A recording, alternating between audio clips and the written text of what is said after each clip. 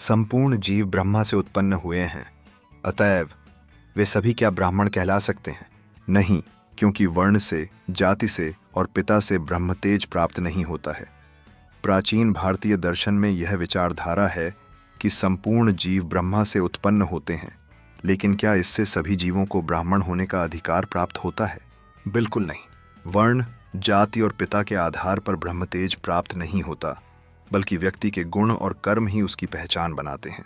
सम्यक ज्ञान का, उचित अनुचित कर्म का और उपासना की सही विधि का प्रकांड विद्वान होता हुआ, देवता की आराधना में लीन, सत्य का खोजी, शांतचित्त, इंद्रियों का दमन करने वाला, दयालु होना, इन सब गुणों से ब्राह्मणों का निर्माण हुआ है। जिनमें ये गुण नहीं हैं, वह ब्राह्मण भी नहीं है। जन्म से, कुल से, जाति से, वर्ण से कोई ब्राह्मण नहीं है। जन्म से तो सभी शूद्र ही हैं, अल्पज्ञानी हैं। अपने कर्मों से ही कोई ब्राह्मण होता है। यदि कोई व्यक्ति सम्यक ज्ञान, उचित अनुचित कर्म और उपासना के सही तरीके में प्रवीण है, तो तब वह सच्चे अर्थ में ब्राह्मण कहलाने योग्य है। ब्राह्मण केवल जन्म से नहीं बनता, उसके गुणों की महत्वपूर्ण भूमिका होती है। एक सच्चा ब्राह्मण वो होता है जो सत्य की खोज में लगा हो, जो शांत चित्त और दयालु हो। इसी प्रकार जनता की भली भांति रक्षा करने में चतुर, शूरवीर, इंद्रियों का दमन करने वाला, पराक्रम से युक्त, स्वभावतः दुष्टों को, शैतानों को दंड देने वाला जो है, वह इन गुणों से ही क्षत्रिय कहलाता है। जन्म से, कुल से या वर्ण से कोई क्षत्रिय नहीं हो सकता। अतः एक क्षत्रिय वह होता है जो जनता की रक्षा करने में चतुर, वीर और इंद्रियों का दमन करने वाला हो। जन्म से कोई क्षत्रिय नहीं हो सकता, बल्कि उसकी पहचान उसके साहसिक कर्मों और गुणों से होती है। जो लोग क्रय, खरीदना, विक्रय, बेचना करने में कुशल हैं, नित्य दुकानदारी से जीविका चलाने वाले हैं, पशुपालन करने वाले हैं तथा कृषि कर्म, खेती करने वाले होते हैं, वे संसार में वैश्य कहलाते हैं। वैश्य वर्ग में वे लोग आते हैं जो व्यवसाय करने में कुशल होते हैं तथा कृषि और पशुपालन करके जीवन यापन करते हैं। यह स्पष्ट है कि जन्म से कोई वैश्य नहीं हो सकता।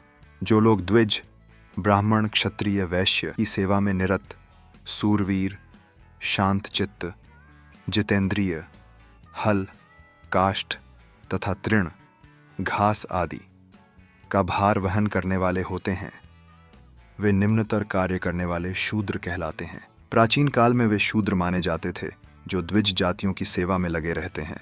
लेकिन वर्ण व्यवस्था की ये जो मान्यताएं प्राचीन काल में मान्य थीं, आज वह अमान्य हो गई हैं। मनुष्य शरीर धारण करने से शूद्रों से संबंधित कर्म कोई भी मनुष्य कर सकता था, अतः इन कर्मों को प्राचीन काल में बुरा माना जाता था। लेकिन आज यह माना जाता है कि चाहे कोई व्यक्ति राष्ट्रपति हो, प्रधानमंत्री, राज्यपाल, उद्योगपति हो या पशुपालक किसान हो या सेना में जनरल हो या सैनिक हो, चपरासी हो या सफाई करने वाला, मेहनतकश मजदूर, सभी व्यक्ति मनुष्य होने के नाते सम्मान के पात्र हैं। नीच ऊंच का ये भेद ही भारत के पतन का प्रमुख कारण रहा है। अब न कोई बंधुआ मजदूर हैं या न कोई दास या सेवक। जो लोग स्वधर्माचरण का परित्याग करने वाले हैं, दया से शून्य हैं, दूसरे को पीड़ा पहुंचाने वाले हैं, अत्यंत क्रोधी तथा हिंसा करने वाले होते हैं, वे म्लेच्छ कहलाते हैं और उनमें विवेक का अंश लेश मात्र भी नहीं होता है। वर्तमान में शूद्र की तरह इस अवधारणा में भी विश्वास नहीं किया जाता। मानवतावादी दृष्टिकोण से शूद्र या म्लेच्छ की अवधारणा गलत है।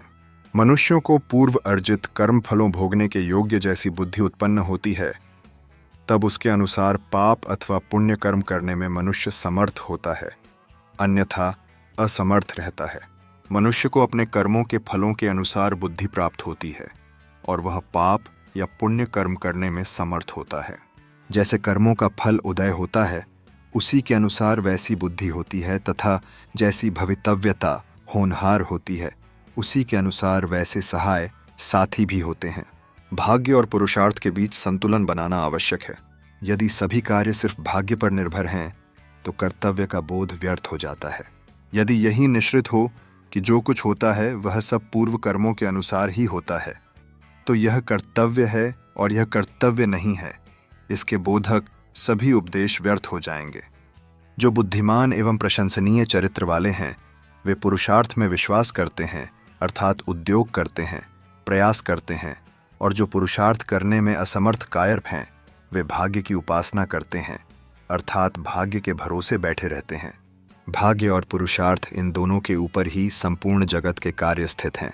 इनमें पूर्व जन्म में किया हुआ कर्म भाग्य और इस जन्म में किया हुआ कर्म पुरुषार्थ कहलाता है। इस भांति से एक ही कर्म के दो भेद किए गए हैं। भाग्य और पुरुषार्थ इन दोनों में से जो दुर्बल होता है उसको हटाने वाला सदा बलवान होता है। सबल और दुर्बल का ज्ञान केवल फल प्राप्ति से होता है, अन्य रीति से नहीं होता। प्रत्यक्ष कारण पुरुषार्थ से फल की प्राप्ति नहीं दिखाई देती है। वह तो प्रारब्ध कर्म के वश से ही होती है, अन्य से नहीं होती है, यह निश्चित है। बुद्धिमान व्यक्ति अपने कर्मों में उद्योग करते हैं, जबकि कायर भाग्य के भरोसे बैठे रहते हैं। इस प्रकार एक ही कर्म के दो भेद होते हैं, पूर्व जन्म का भाग्य और वर्तमान जन्म का पुरुषार्थ। सभी कार्य इसी संभाव्यता पर निर्भर करते हैं कि कौन सा पक्ष सबल है और कौन सा दुर्बल। सर्वश्रेष्ठ कार्यों का फल स्वयं के कर्म से प्राप्त होता है और यही जीवन का सच्चा मार्ग है।